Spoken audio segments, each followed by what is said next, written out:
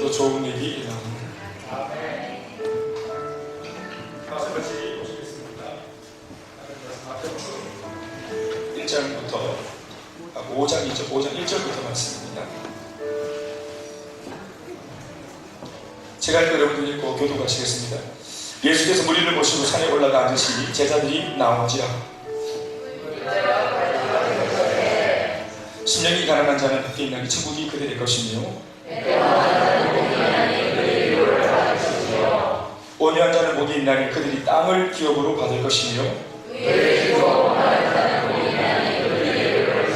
긍휼히 여기는 자는 복이 있나니 그들이 긍휼히 여김을 받을 것이며 화평하게 하는 자는 복이 있나니 그들이 하나님의 아들이라 일컬음을 받을 것이며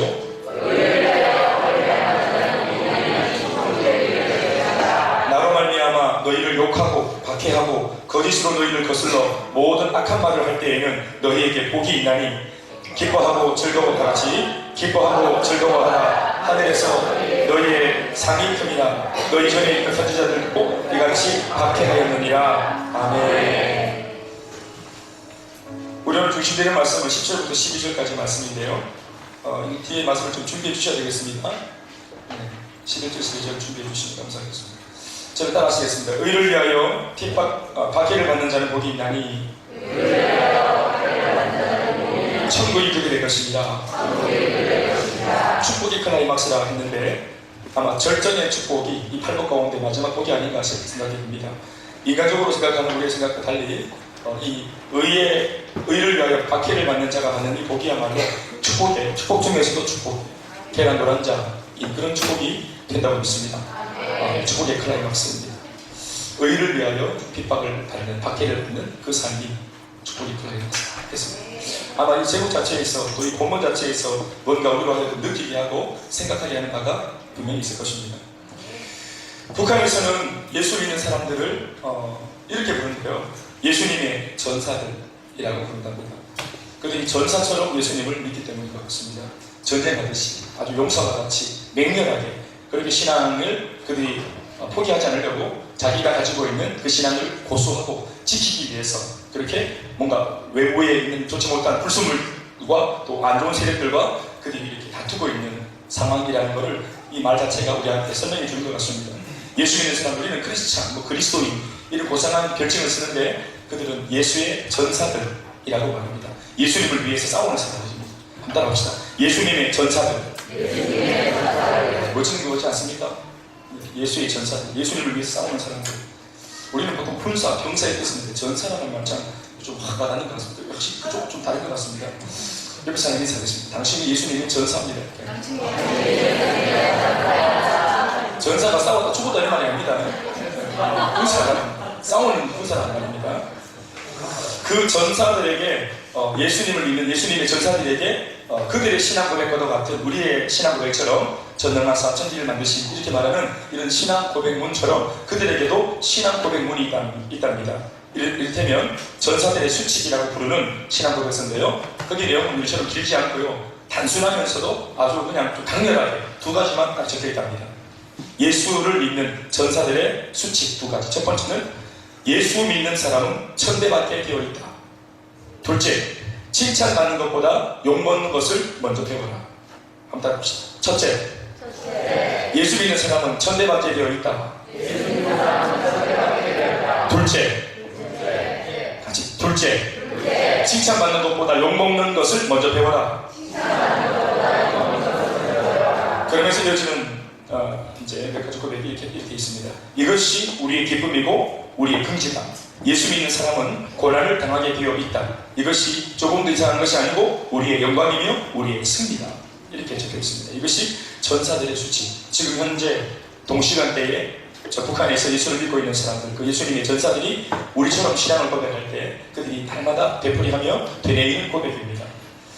우리가 드리는 신앙의 고백 그 내용보다 내용적으로 볼 때 단순하면서도 굉장히 원색적이고 먼 파워가 느껴지는 그런 고백이라 생각됩니다. 그도 그럴 것은 북한에서는 예수님을 믿는 순간부터 곧바로 천대와 핍박과 고난과 시련이 시작되기 때문입니다. 이를테면 예수님을 믿기 전에는 하지 않았던 고민, 하지 않아도 되는 불필요한 고민, 굳이 안 해도 되는 고민, 지금 떼거리 걱정, 먹고 사는 걱정, 또 이 흉흉한 분위기 속에 내가 내 생명을 연명하고 우리 가족을 잘 보존하는 그런 일에 거의 동물적인 본능에 의해서 내 생존을 위해서 몸부림쳐야 할, 또 그렇게 몸부림을 쳐도 생존하기가 참 어려운 이 북한 질정에서 그들이 예수를 굳이 믿는 바람에 굳이 안 해도 되는, 예수를 믿기 전에는 안 해도 되었던 고민들을 더 하게 되었습니다. 또 고난을 더 받게 되었습니다. 주님 배를 안고 배앓이를 하는 것, 이 굶주려 있는 배도 고난이고, 가난한 집도 고난이고, 내가 낳은 내 아이들 장래를 보장할 수 없는 이 암울한 미래도 고난인데, 이거 말고 내가 예수를 굳이 믿는 바람에 내가 자업자득한 그 고난, 예수 믿는 바람에 굳이 당해야 되는 고난, 천대와 핍박과 고난과 시련이 곧바로 그들에게 시작된다 하는 것입니다. 예수님을 믿는 그 순간부터 그들은 주체 세상에 반하는 불순분자로 규정되어서 이내 곧 생명에도 위협을 맞는 입장이 되고 맙니다. 그러니 예수를 믿을 때 예수님의 전사들의 신앙 고백문과 같이 처음부터 천대와 욕먹는 것을 그들은 당연시하고 복음과 함께 고난을 기꺼이 받아내기로 처음부터 그들은 결단을 하고 예수를 마음에 받아들이는 것입니다. 그러니 그들에게는 싸구려 복음이 이런 어떤 세속적인 것, 이런 것들이 전혀 통하지 않는 그런 정말 깨어있는 그런 신앙을 고수하고 있다고 우리가 봐야 할 것입니다. 심지어 자신이 그 신앙 고백서 그대로 결단한 그대로 실제적인 고난과 핍박을 현실 세계에서 진짜로 당하게 될 때, 설마 진짜 내가 고백했다 그래서 이렇게 고난이 찾아올 줄이야. 그들이 이렇게 고백하는 것이 아니라 그들이 고백한 대로 실제적인 문제가 생기고 박해를 받더라도 그들은 이것이 우리의 기쁨이고 긍지고 전혀 이상한 것이 아니라 우리의 영광이자 승리라고 상상할 수 없는 고백을 하고 있습니다. 이런 말씀들을 들어보면 이 속에 뭔가 우리로 하여금 회개하게 만드는, 또 부정적으로는 뭔가 우리를 움츠러들게 만드는 뭔가 그런 강렬한 메시지가 있다는 사실을 우리는 금세 눈치채게 됩니다. 이런 이야기를 듣고 나면 나의 신앙관과 얼마나 다른 차원의 신앙인가 하는 것도 금세 우리가 알게 됩니다. 같은 하늘 아래 같은 예수, 같은 복음을 대하고 있으나 그 은혜 앞에서 이 반응은 어찌 이토록 다를 수 있을까 하고 우리 자신의 안일함과 태만을 돌아보게 하는 그 무언가가 있지 않습니까, 여러분? 조금의 시련만 찾아와도 이래고 쉽게 불평과 원망을 늘어놓는 우리 자신들과 뭔가 다른, 우리에게 뭔가 도전도 주면서도 부담도 주는, 그러면서도 이렇게까지 할 수 있는 어떤 한계를 뛰어넘는 모습을 보이면서 뭔가 우리에게 우리는 여기까지라고 말하고 있는, 이것이 한계라고 말하고 있는, 이거 있으면 좀 무리라고 말하고 있는 우리들로부터 뭔가 내가 못하는 것이 아니라 안 하고 있었구나 하는 것에 대한 어떤 경종을 울리는 그런 예가 아닌가 싶습니다. 오늘 우리가 예수님으로부터 들은 8번째 이 복의 내용, 8복 중에 마지막에 있는 이 복의 내용은 의를 위하여 박해를 받는 자가 받는 복, 그 복에 대한 말씀입니다. 이 말씀을 무턱대고 우리가 오해하면 안 되는 것은 이 말씀이 무엇을 강조하고 있는지를 살펴야 합니다. 한번 따라합시다. 의를 위하여 박해를 받는 자는 복이 있나니. 여러분들 생각에는 이 말씀 속에서 강도점이 뭔 것 같아요? 오늘 제가 예수님이 전사들 예화도 들었겠다. 자, 이 말씀 자체가 예수님이 이 말씀하실 예수님의 강도점이 어디 있는 것 같아요?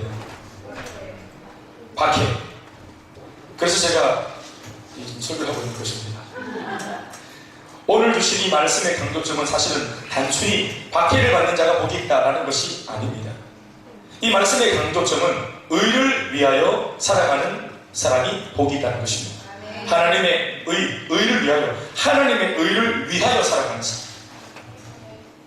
그러나 하나님의 의를 위하여 살고자 하는 자는 거의 예외가 없는 하나의 공식처럼 박해를 반드시 받게 되어 있음을 예고해주는 말씀입니다. 그러나 박해를 받는 바로 그 순간 기억하라. 무엇을? 그 박해가 예수 믿는 우리 자신들에게 복이 된다는 사실, 이것을 예수님이 강조하고 싶은 것입니다. 다시 한번 이 말씀들을 우리 10절부터 12절까지 다 읽어보시겠습니다. 같이 한 목소리로 읽겠습니다. 시작. 의를 위하여 박해를 받는 자는 복이 있나니 천국이 그들의 것입니다. 11절.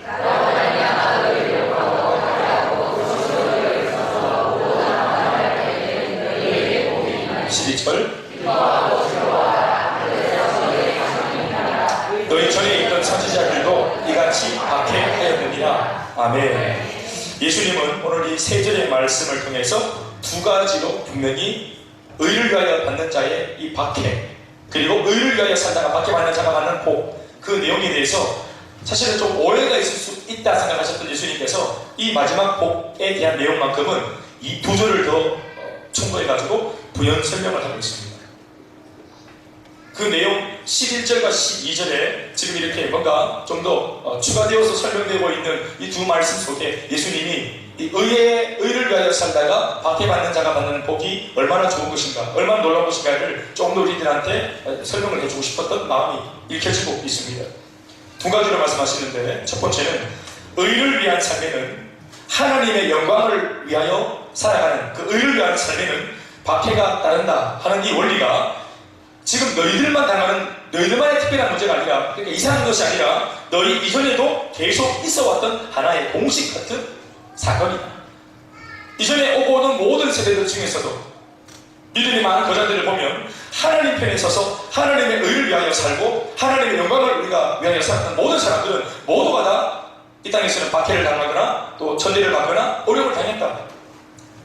그리고 이제 선지자들이 그렇게 살아왔던 그 과거 아브라함, 모세, 여호수아, 갈렙, 다니엘, 또 그 많은 선지자들, 이사야, 예레미야, 또 다른 사람 이름 대보세요. 그 수많은 선지자들이 겪었던 그 많은 하나님을 몰라서 눈이 가려워져서 하나님 앞에 올곧게 살아가는 사람을 그들이 세상적인 평가하고 잘못, 뭔가 예수 믿는 사람들, 하나님을 믿는 사람들이 뭔가 우리들한테 부담을 준다, 우리에게 고통을 준다, 우리에게 뭔가 좀 안 좋은 마음을 준다, 막 이러면서 그들을 공격했던 그런 일들이 참 시대마다 비번했었는데, 고로 너희들 시대에만 당하는 특별한 일이 아니라는 사실. 그러니까 당황하지 마라. 의를 위하여 달려갈 때 반드시 박해가 공식처럼 따라온다. 이것이 너희들 이전에도 있어왔던 일이다. 그래서 하나님을 알지 못하는 사람들로 인해서 그들이 박해도 받았는데, 구체적으로 말하면 너희를 욕하고 박해하고 거짓으로 너희를 거슬러서 모든 악한 말로 비방하고 이런 일들을 당해왔다. 너희 전에도 있어왔던 일이다. 그리고 두 번째, 이 부연 설명을 통해서 주님이 강조하시는 그 두 번째는 박해를 믿음으로 돌파하는 자가 받는 복이 있는데, 그걸 구체적으로 말하면 바로 선지자급의 복이다, 이렇게 말하고 있습니다. 마지막 12절에 기뻐하고 즐거워하라, 하늘에서 너희의 상이 크다. 그러면서 비유하기를 너희 전에 있던 선지자들도 이같이 박해당하였고 또 그들이 지금 내 곁에서 이렇게 놀라운 축복을 받고 살고 있다. 아멘이십니까? 구름같이 허다한 많은 증인들이 지금도 이 천국에서 다음 주자로 이 땅에서 핍박과 박해를 당하는 너희들을 응시하고 있고 지금 너희들을 응원하고 있다. 천국에 먼저 올라간 많은 믿음의 선배들이 지금 이 땅에서 고난받고 있는 이 시대의 우리를 향해서 믿음의 선배들이 응원하고 있다. 너희들 잘하고 있다고. 아멘이십니까? 한 가지로 우리가 들어야 할 것은 그거 이상한 거 아닌가. 제가 청년부 대학부 선배일 때죠. 20년쯤 되는 그 전에 서울 지금도 그 교회가 존재하는데 열린교회 김남준 목사님이 20년 전 저희 대학부 때 대학부 수련회 강사로 오셔서 들려주셨던 그 말씀이 있는데 그 말씀 중에 참 그 당시 정말 제가 충격적으로 들었던 그 설교의 한 대목이 있어요. 지금도 제가 기억하는 걸 보면 그 당시에 참 제가 젊을 때 나름대로 저는 이렇게 그 말씀을 들으면서 되게 참 충격을 받았던 것 같아요. 제가 다 뭐 토시 하나 안 빼고 다 기억할 수 있을지 모르겠지만 제가 이렇게 문장을 하나 만들어 봤어요. 이런 내용이에요. 그분이 이제 우리 청년들한테 했던 말씀이죠. 한 구절입니다. 여러분이 예수님을 온전히 믿고 온전히 믿는다. 잘 기억하시고요. 온전히 믿고 그 대충 믿는 게 아니라 온전히 믿고자 하고 그 예수님이 가르친 대로 살고자 애쓰고 노력하는데도 불구하고 만에 하나 여러분들의 삶에 핍박과 반대와 조롱이 없다면 그것은 여러분들이 너무 잘 살아서 승리를 경험하고 있는 중이 아니라 여러분들의 신앙이 가짜일 가능성이 매우 높다는 것을 잊지 말아라 하는 내용이었습니다. 우리가 하나님의 말씀대로 살려고 하면 이미 다른 가치관입니다. 죄짓기에 편리한 세상, 죄의 근원으로 점철되어 있는 이 세상.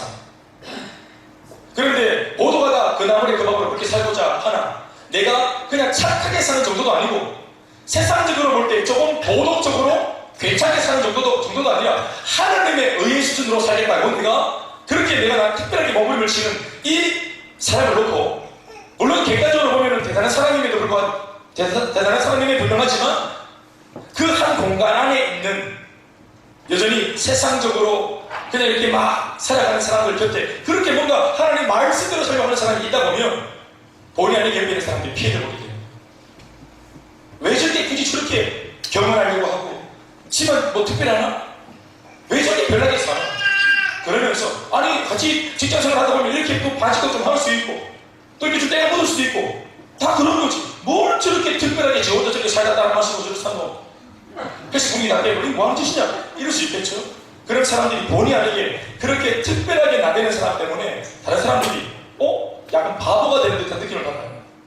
교회를 안 가면 의롭게 사는 그 사람 하나 때문에 다 별나게 거룩하게 생각하고 막 말씀대로 살라 하고 가슴이 막 단추를 푸니까 십자가 이만한 게 막 새겨져 있고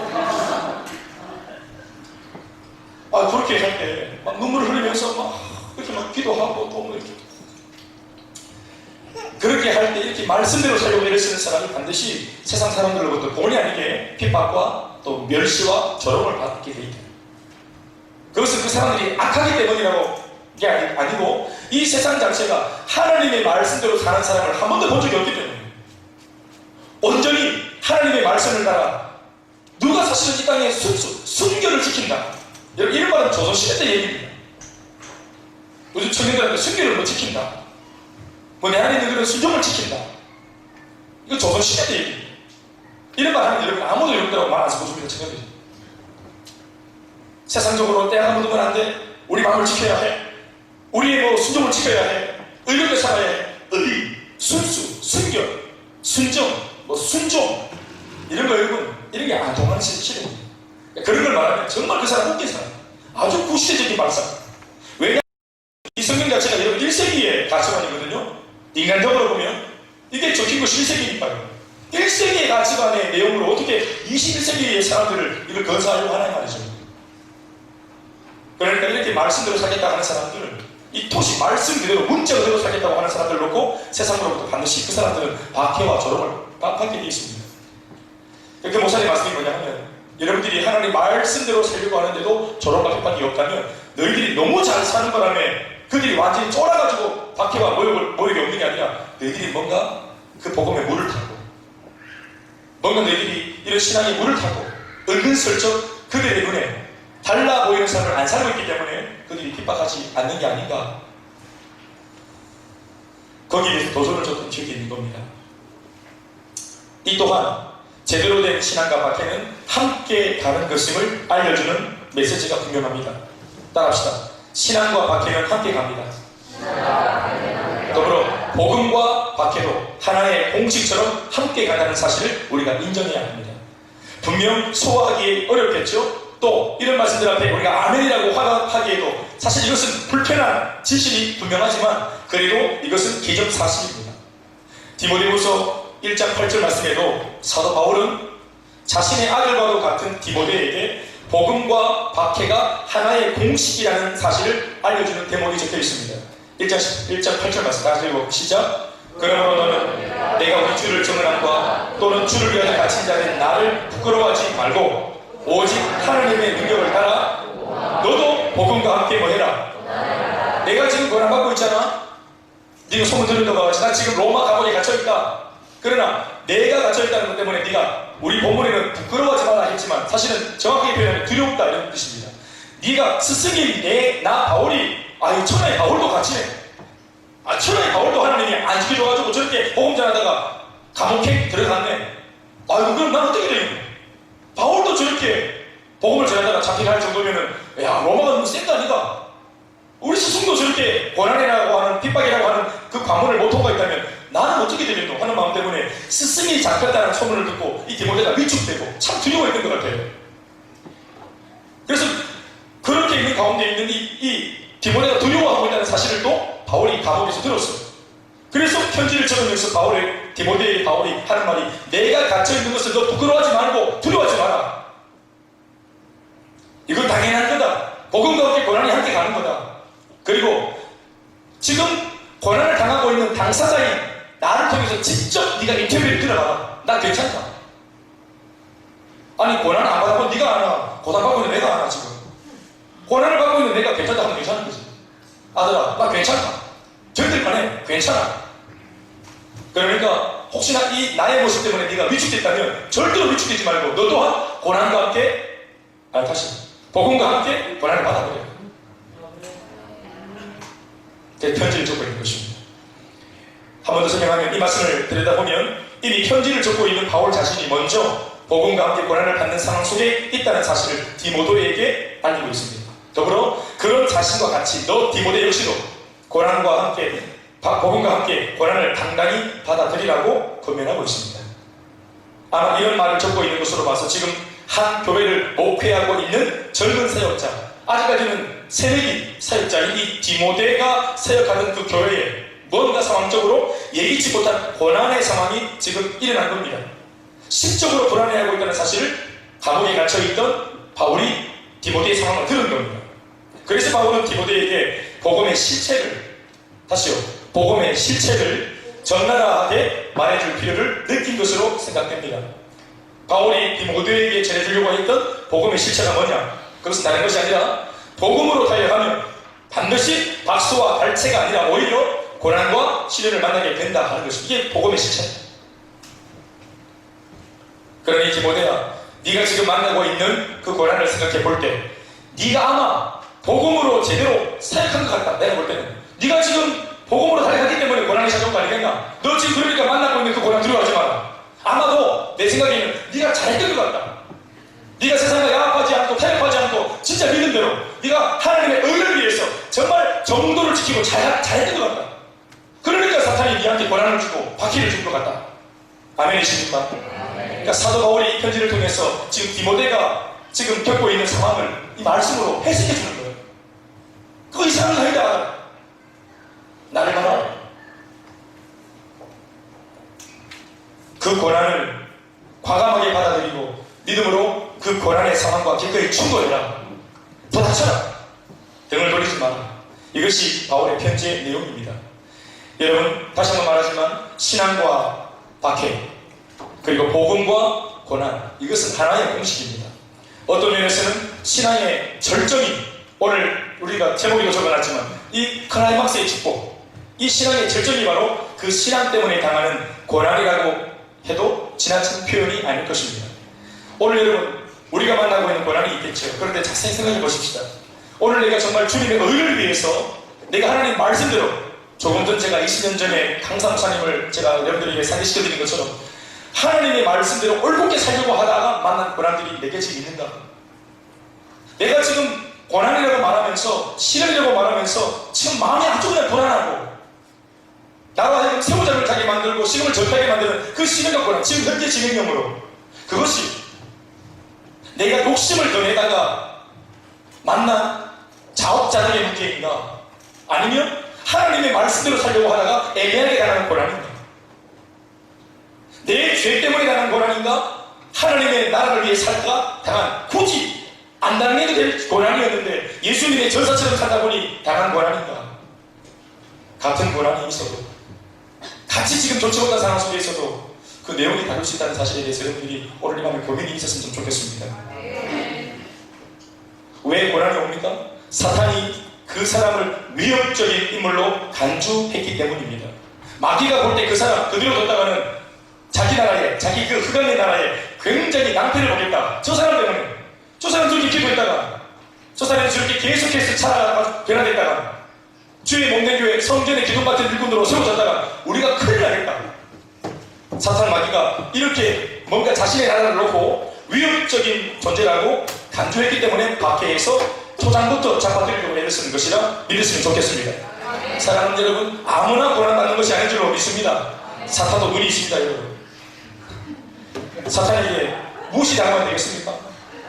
사탄이 아무나 고난주지 않는다 이 말입니다.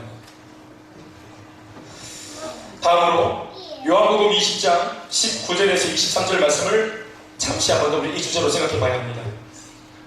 말씀 들어주시면 같이 읽어보시죠. 이 말씀은 예수님께서 십자가의 죽음을 당하신 이후에 3일이 지나고 부활하시자마자 제일 먼저 일어난 사건의 기록입니다. 부활하시고 난 뒤 제일 첫 번째 사건 읽어보시죠. 시작. 제자들이 유대인들을 데려와서 모인 곳의 문들을 닫았더니 예수께서 오사 가운데 서서 이르시되 너희에게 평강이 있을지어다. 이 말씀을 하시고 손과 옆구리를 보이시니 제자들이 주를 보고 기뻐하더라. 예수께서 또 이르시되 너희에게 평강이 있을지어다. 아버지께서 나를 보내신 것 같이 나도 너희를 보내노라. 이 말씀을 하시고 그들을 향하사 숨을 내쉬며 이르시되 성령을 받으라. 너희가 누구의 죄를 사하면 사하할 것이요 누구의 죄를 그대로 두면 그대로 있으리라 하시리라. 같이 아멘합시다. 당시 12 제자들의 상황을 한마디로 표현해주는 대목으로 우리의 시선을 주목시키는 그런 단어들이 몇 가지가 있죠. 19절 말씀에 있습니다. 하나는 유대인들을 두려워하여 라는 기록입니다. 예수님이 부활하신 사실을 아직 모르는 12제자가 예수님 돌아가시고 난 뒤 부활하신 그날 바로 이틀 3일 내도록 지금 바로 문을 들어잠그고 어느 한 다락방에 숨어 들어가서 벌벌벌 떨면서 두려워하면서 누구를 두려워한다 합니까? 유대인들을. 그 유대인들이 누굽니까? 바로 3일 전에 자신의 스승이었던 그 대단했던 예수님을 십자가에 따라 죽인 유대인들입니다. 그러니까 그 유대인들의 눈에 띄면은 예수를 따르던 예수 이제 추종 세력이라 그래서 모두가 다 자신의 눈으로 직접 봤던 3일 전 예수님 십자가 촬영 그 일이 바로 자신의 일이 될 것이기 때문에 모두가 그날 예수님 돌아가실 때 제자들 다 죽은 겁니다. 예수님과 같은 운명일 것이기 때문에. 그래서 자기들이 예수 제자가 아니라고 우기고 부인하면서 숨어 들어간 겁니다. 그러면 얼마나 그 유대인들이 두렵겠습니까? 단순히 들켜가지고 무슨 박해 맞는 정도가 아니라 예수님처럼 비참하게 나무에 달려서 죽는 거예요. 예수님의 죽음이 자신의 죽음이었어요. 그러니 얼마나 두려워했겠습니까?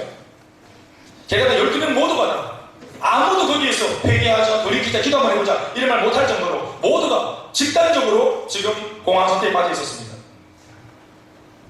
유대인들을 두려워하여. 이것이 그 당시 사람들의 제자들의 상황이었고요. 또 그 당시 상황을 알려주는 게 어떤 대목이 있습니까? 19절 말씀에 모인 곳의 문들을 닫았더니 하는 장면입니다. 두려워하고 그리고 문을 닫았다. 이 두 가지 내용만 봐도 그들이 지금 얼마나 위태로운 상황이 있는지 알 수 있죠. 문이 아마 여러 개였던 것 같습니다.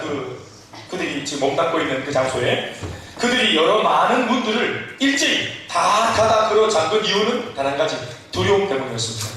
문을 걸어 잠그고 그 다락방 불꽃진 방에 옴짝달싹 안 하고 벌벌 떨고 있었던 이유 단 한 가지, 두려움 때문이었습니다.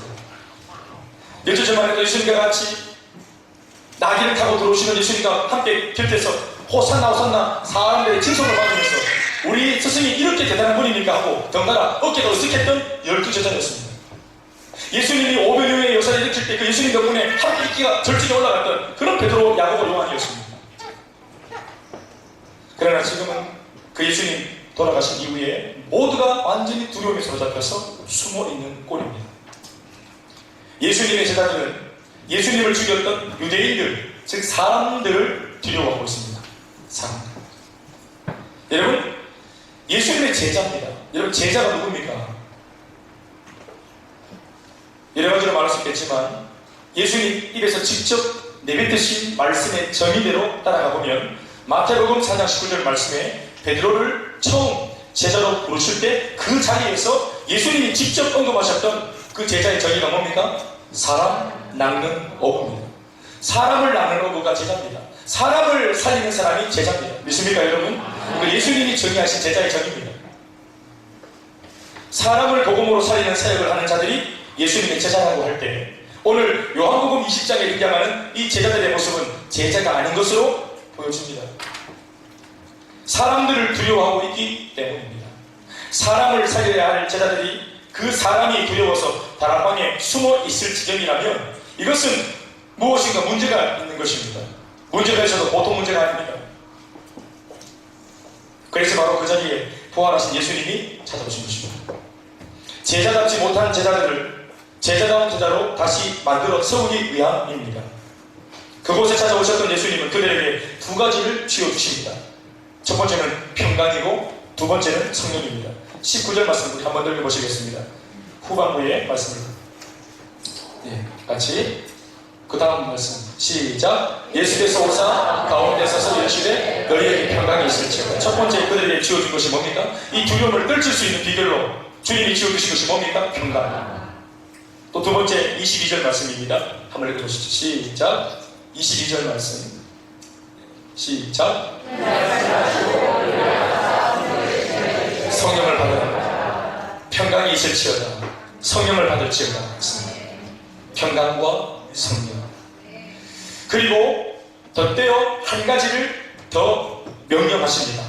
이것은 뭐 주셨다기보다는 명령하십니다. 그 내용은 21절에 있는 말씀인데 우리가 같이 한번 읽어보시겠습니다. 21절 말씀입니다. 시작. 예수께서 또 이르시되 너희에게 평강이 있을지어다. 뒤에 겁니다. 아버지께서 나를 보내신 것 같이 나도 너희를 보내노라. 아멘 아멘. 아버지께서 나를 보내신 것 같이 나도 부활한 예수, 나도 부활하고 지금 너희들 앞에 처음 나타난 내가 이 부활한 예수님, 온 우주 만물에 이제 이 통치자로서의 권위를 가지고 내가 너희에게 명령하노니 하면서 내가 너희를 보낸다. 너희는 속히 이 닫힌 문을 열고 세상으로 박차고 나갈지어다. 아멘이십니까? 그렇게 말씀하신 겁니다. 평강과 성령을 주시면서 예수님이 당부하신 마지막 결정적인 명령은 여기 있지 말고 빨리 문을 열어 제끼고 밖으로 뛰쳐나가라 한 것이었습니다. 주님은 제자들을 그들이 두려워하는 세상 속으로 내보내고 계십니다. 그들은 세상에 두려워서 숨었지만 예수님은 그들을 그렇게 두려워하는 세상으로 다시 보내는 것이 예수님의 관심이었습니다. 기꺼이 고난 속으로 들여보내십니다. 박해가 있는 곳으로 그들을 보내십니다.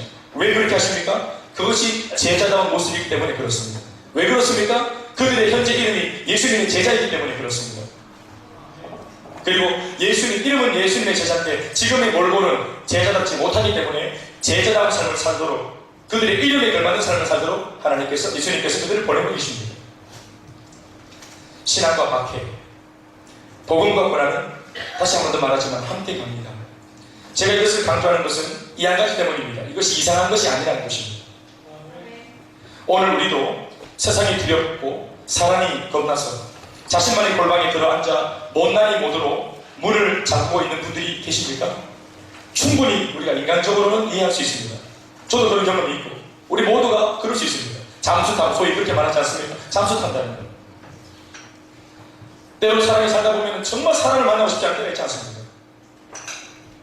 나의 피부치와 이제껏 함께 생활했던 내 아내와도 내 남편과도 말을 쓰고 싶지 않은 그런 상황이 놓일 때가 있습니다. 사람이 너무 힘들다 보니. 그리고 우리는 그런 경험이 있기 때문에 그렇게 하는 사람들을 놓고 충분히 그거 이해할 수 있다고 말할 수 있습니다.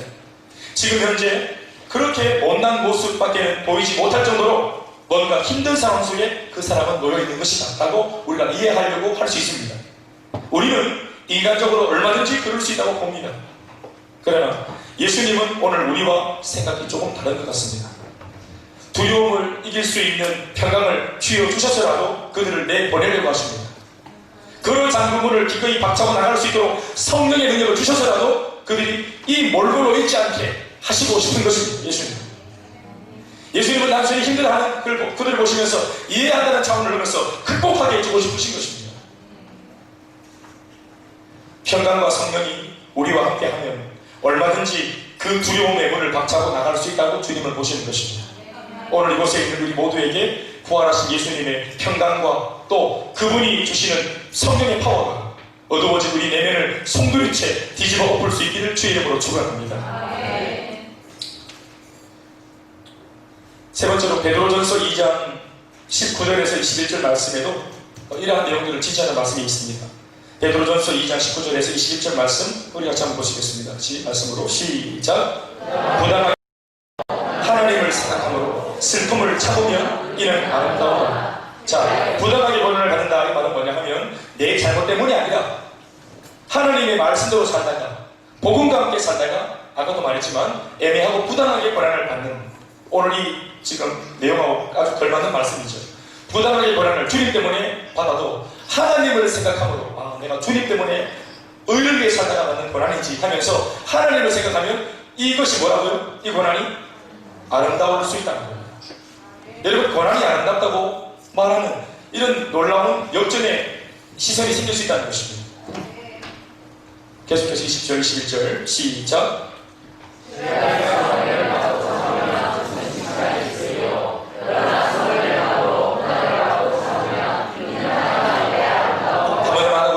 하나님 앞에 아름답다고 고난이 아름다울 수 있다.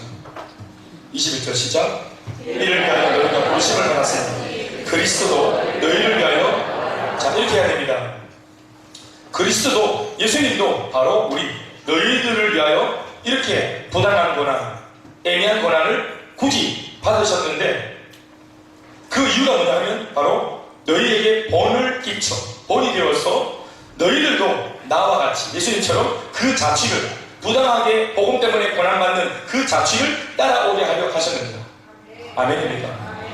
주님께서 우리들한테 신앙을 주시고 복음을 주시고 우리를 구원하신 이유가 뭐냐? 오늘 이 말씀대로 이 고난이라고 하는 이 테마로 해석을 하면, 신앙 주신 이유가 뭐냐? 예수님처럼 우리도 비록 애매하고 억울할지 모르겠지만 그 고난, 그 손해, 그 핍박과 시련을 기꺼이 당하라고 그렇게 하셨다. 그리고 주님은 이것을 놓고 이렇게 말합니다. 이것이 아름다운 고난이다. 이게 아름다운 인생일 수 있다. 오늘 이 말씀대로 풀이하면 복음과 함께 가는 고난은 아름다운 것이라고 우리가 정의할 수 있고, 하나님의 영광을 위해 당하는 박해는 아름다운 것일 수 있다고 우리는 정의할 수 있습니다. 이것이 오늘 예수님이 우리한테 가르치는 내용입니다. 더불어 이어지는 말씀 속에 베드로전서 4장 12절에서 16절 말씀도 이 부분에 힘을 다하고 있습니다. 좀 긴 말씀이지만 우리 같이 읽어보도록 하십시다. 12절로 16절 말씀 시작.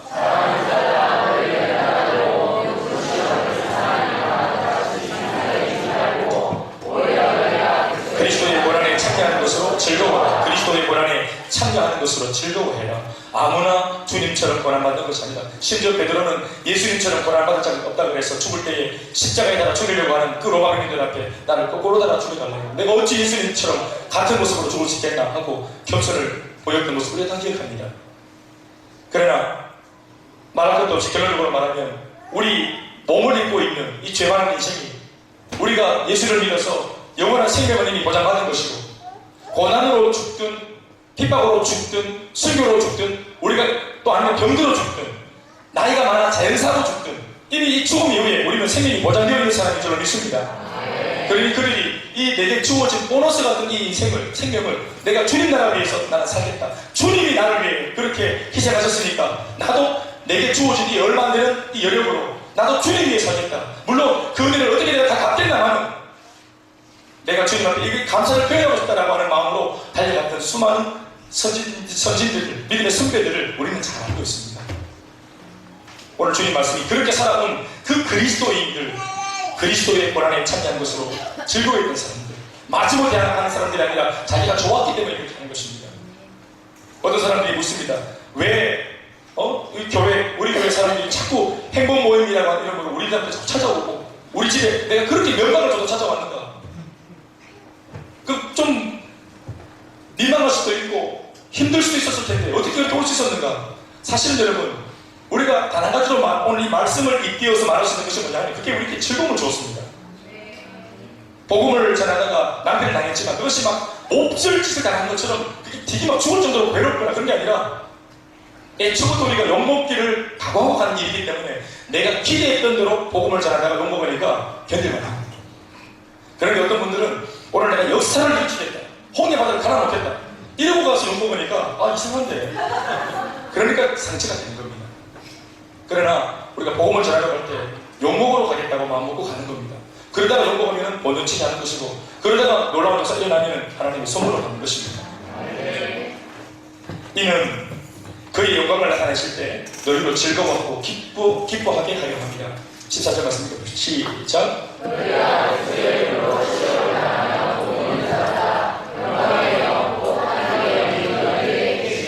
고난을 받는 사람들, 여러분들 주변에 좀 뭔가 부시럭부시럭거리는 거 못 느끼겠습니까? 누군가의 체온을 못 느끼겠습니까?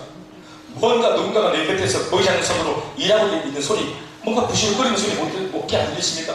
새벽에 이렇게 우리 옛날 자고 있을 때 엄마가 아침부터 그렇게 일어나셔가지고 참 바깥에 사실 방과 거실 이렇게 멀고도 아니었지만 방문 열면 바로 보기, 방문 열면 바로 보기. 그래서 뭔가 차단을 내려가지고 덜그덕 하면서 막 물을 끓이고 엄마가 하는 그 소리 들으면 이제 아침이 왔구나 하고 우리가 일어났다는 거죠.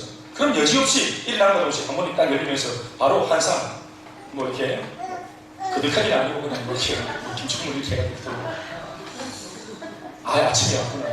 나를 위해서 엄마가 뭔가 들그덕 뭔가 일하는 소리, 아내가 나를 위해서 뭔가 들그덕 주방에서 이렇게 뭔가 준비하는 소리, 그게 참 우리를 기쁘게, 기분 참 좋게 하지 않습니까? 우리가 고난을 받는 순간 주님이 하신 말씀이 영광의 영 곧 하나님의 영이 바로 고난받는, 나를 위해 고난받는 너희를 위해 계십니다. 내리십니다. 주님이 거기 계십니다. 주님이 거기 계십니다. 15절로 16절로 시작. 너희 중에 누구든지 살인이나 도둑질이나 악행이나 남의 일을 간섭하는 자로 고난을 받지 말려니와 만일 그리스도인으로 고난을 받으면 부끄러워하지 말라. 도리어 그 이름으로 하나님께 영광을 돌리라. 할렐루야. 그리스도인으로 고난을 받으면 이렇게 말해야 됩니다. 고난 받으면서 잘 되고 있습니다. 더 잘 될 줄 믿습니다. 이 인사를 거기서 먹는 겁니다. 모르셨죠? 우리 아버지 잘하는 인사 시작. 잘 되고 있습니다. 더 잘 되고 있습니다. 어떤 성도님이 이렇게 인사할 때 제가 한번 진짜 왈칵 눈물이 난 적이 있었습니다.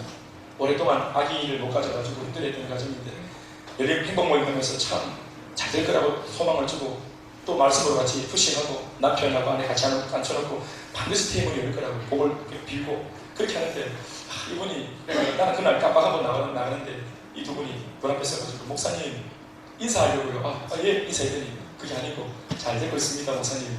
더 잘 될 줄 믿습니다 목사님. 지금 안 되고 있거든요. 지금 학원도 잘 안 되고 있고 학원을 운영하셨는데 잘 안 되고 있고 아기도 안 생기고 지금 5년이 넘어가는데 안 생기고 있고 여러 가지 어려움이 많은 신혼부부였는데 이걸 가르쳐놨더니 그들이 이 지금 안 되고 있는 상황 속에 누가 봐도 안 되고 있는 상황 속에 그들이 그렇게 말하니까 부부가 활짝 웃는 미소는 아니었어요. 그러나 자신의 안에 있는 마음을 고쳐놓고 의지적으로라도 인사하려고 목사님 우리 지금 잘 되고 있죠? 잘 되고 있는 거 맞죠 목사님? 목사님도 말씀대로라면 잘 되고 있는 거 맞죠? 잘 되고 있나? 이렇게 달려가면 더 잘 되는 일이 반드시 일어나는 거 맞죠? 하는데 이게 아멘이 되면서도 돌아가는데 막 눈물이 확 쏟아지는 거예요. 그리고 기도하게 되는 것은 하나님 저들이 저렇게 믿음으로 지금 고백을 하고 있습니다. 주여 저들의 믿음을 어렵게 보시고 믿음대로 되게 해주십시오. 그 일이 1년 반 뒤에 아기를 가지고 또 아기 잘 출산하고 할렐루야. 그리고 학원도 대박이 나서 엄청나게 아주 잘 되었죠. 수성구에 지금 제일 잘하는 학원이 이런 어디는 아는 학원. 바로 그 학원입니다. 시방역에 갔더니 잘돼서 축복한다고 시방역에 갔더니 그분이 따로 이렇게 옆 방에 빈 교실로 이렇게 손을 잡고 땡기 부부가 다 받으시고 있을 때 땡기 가더니 목사님 말씀대로 됐어요. 말씀대로 됐어요. 이분들이 하는 말이 학생들이 안 모여보니까 제가 기도를 좀 그냥 감동받아 저도 사실 검증받은 적 없는데 그냥 감동대로 그냥 얘기를 했어요. 우리 집사님께서 학원하는 남편 집사님이 아침마다 학원 되기 전에 문을 손을 딱 들고 나사렛 예수 그리스도의 명하오니 학생들은 학원으로 우리 학원으로 구름대처럼 몰려올지어다. 이거 삼창하고 이렇게 학원을 하시죠. 그래서 자기가 했다 손 들고 학원들이 대구에 있는 이 바닥에 있는 학생들 구름대처럼 우리 학원에 몰려올지어다 선포하고 이렇게 했는데 구름대처럼 그거를 잊을 수도 있지 않겠어요? 그냥 그분들이 한 번 더 그 감사를 드리는데 굳이 나한테 그 얘기를 하시는 거예요. 목사님 믿음대로 되네 믿음대로 되네. 할렐루야. 성경이 복음과 함께 고난을 받고 의를 위하여 박해를 받는 것을 당연시 하는 것에는 분명한 이유가 있고 근거가 있습니다. 우리가 볼 때는 도저히 이게 아멘이 안 되고 지금 보십시오. 얼마나 아멘이 안 되고 있습니까 오늘 예배처럼 아멘이 안 되고 너무 있습니다. 그런데 성경은 아주 고집스럽게 의지적으로 이걸 감추고 있습니다. 그리고 제가 지금 몇 가지 예를 들었는데 이 예 말고도 여러분 성경을 그냥 열면 돌던져가 맞으면 그 페이지에 이런 얘기가 적혀 있습니다. 그냥 성경이 한 번 더 말씀드립니다. 복음과 함께 고난을 받고 의를 위하여 박해를 받는 것을 당연시 하는 것에는 분명한 이유와 근거가 있습니다. 그것은 다른 게 아니라 이 복음이 고난보다 크기 때문인 줄로 믿습니다. 이 복음이 고난보다 강하고 고난보다 위대하기 때문인 줄로 믿습니다. 그래서 고난을 당해도 복음과 함께라면 두렵지 않을 수 있고 박해를 당해도 하나님의 영광을 위한 거룩한 명분 때문이었다면 조금 더 두려워하거나 후회스럽지 않을 수 있다고 성경이 가르치고 있는 것입니다. 성경은 가르치고 있으니까 우리는 가르침을 받아야 합니다. 요한복음 16장 33절 말씀을 마지막으로 한번 읽어보시겠습니다. 이것을 통해서 예수님께서 들려주시는 이 음성을 큰 볼륨으로 우리가 들을 필요가 있습니다. 다 같이 시작. 이것을 너희에게 이르는 것은 너희로 내 안에서 평안을 누리게 하려 함이라. 세상에서는 너희가 환난을 당하나 담대하라. 내가 세상을 이기었노라. 따라합시다. 내가 세상을 이기었노라. 담대하라. 할렐루야. 말씀드리겠습니다. 사랑하는 여러분, 예수님께서 이미 이겨놓으신 세상입니다. 예수님이 벌써 이겨놓으신 세상입니다. 마침표를 찍어놓은 세상입니다. 이 사실을 알았던 사람이 성경 전체에 딱 두 사람이 있었습니다. 아직까지 전쟁도 하기 전에, 아직까지 적과 맞붙어 보기도 전에, 이것은 우리가 싸워야 할 전쟁이라고 보기보다는 이미 전쟁하기도 전에 이 전쟁은 끝난 거나 다름없다. 그러면서 전리품 거두어드릴 생각으로 충만해서 기쁨이 충만했던 사람 딱 두 사람이 있었습니다. 전쟁해보기도 전에. 그게 누굽니까? 여호수아와 그 유명한 갈렙입니다. 여호수아와 갈렙입니다. 가나안 땅에 들어갈 때 정탐꾼들이 가나안 땅을 보고 와서 모세의 예언대로 정말 놀라운 땅이고 축복의 땅이고 젖과 꿀이 흐르는 땅이 맞는데, 그런데 그 놀라운 축복의 땅에 이미 기골이 장대한 아낙 자손들이 거대한 3m 거인 조속들이 살고 있더라. 우리는 아무리 그 땅이 좋은 땅이라도 그 축복을 우리가 제치하지 못한다. 왜냐하면 그 거인 조속들과 싸워서 이길 힘이 없기 때문이다. 그러나 여호수아와 갈렙은 너희들 하나님이 봉사가, 하나님이 그 땅을 강조했지, 그 땅을 그렇게 말씀하셨지, 언제 한번 그 땅에 살고 있는, 이미 그 땅을 찾고 있는 토주대감들, 그 아낙 자손에 대해서 언급한 적이 있더라. 그 말을 보고 하나님의 눈에는 아낙 자손은 가치가 없는 거야. 하나님의 눈에는 아낙 자손이 안 보이는 거예요. 없는 것처럼 느껴지는 거예요. 우리는 문제를 너무 골똘히 보고, 우리는 안 되는 것을 너무 골똘히 보고, 그것 때문에 안 된다고 우리가 그렇게 논리적으로 말하고 하지만, 하나님의 눈에는 우리 앞에 있는 장애물을 안 보시는 거예요. 장애물이 없는 게 아니고 있는데 하나님은 장애물이라고 인정하지 않는 거예요. 여호수아와 갈렙이 믿음으로 주님의 시선으로 그 땅을 바라봤더니 아낙 자손은 눈에 안 보이고 오히려 그 땅에 젖과 꿀이 흐르는 그 놀라운 축복의 모습만 봤던 거예요. 그러면서 그들이 했던 말이 뭐예요? 하나님이 차려놓은 밥상이다 이거. 가시가 좀 있지만 구덩이 무서워서 장못 담그겠나? 실패가 두려워서 엄두 못 내겠나? 하나님께서 실패를 말하지 않았다. 젖과 꿀이 흐르는 땅을 주겠다 했다. 우리는 믿음으로 그 말씀 받으면 된다. 분명히 시련이 있겠지, 박해가 있겠지. 그러나 잠시 시련이 있지만 우리가 망하지 않는다는 사실이 분명하다 이거. 주님이 한 번도 우리가 망한다는 사실에 대해서 말씀한 적이 없으니까, 언급한 적이 없으니까. 나는 눈에 보이는 이 문제보다 약속을 하시는 하나님의 말씀을 믿기로 결단한다. 오늘 이것이 우리에게 충만할 줄 믿습니다. 의를 위하여 택망을 받을 수 있는 용기가 바로 거기에서 오는 것입니다. 이게 복이 있다고 말하는 주님의 이 박해를 바라보는 박해로 고난을 명령 정의하시는 고난관, 예수님의 고난관을 우리가 가질 수 있다면, 고난이 있어도 시련이 있어도 아무렇지도 않은 것처럼 우리가 저벅저벅 그 안으로 들어갈 수 있지 않겠나 생각하는 것입니다. 그 은혜가 오늘 우리에게 있기를 간절히 소망합니다. 여러분, 저도 두려운 것이 있습니다. 여러분들도 있으시죠?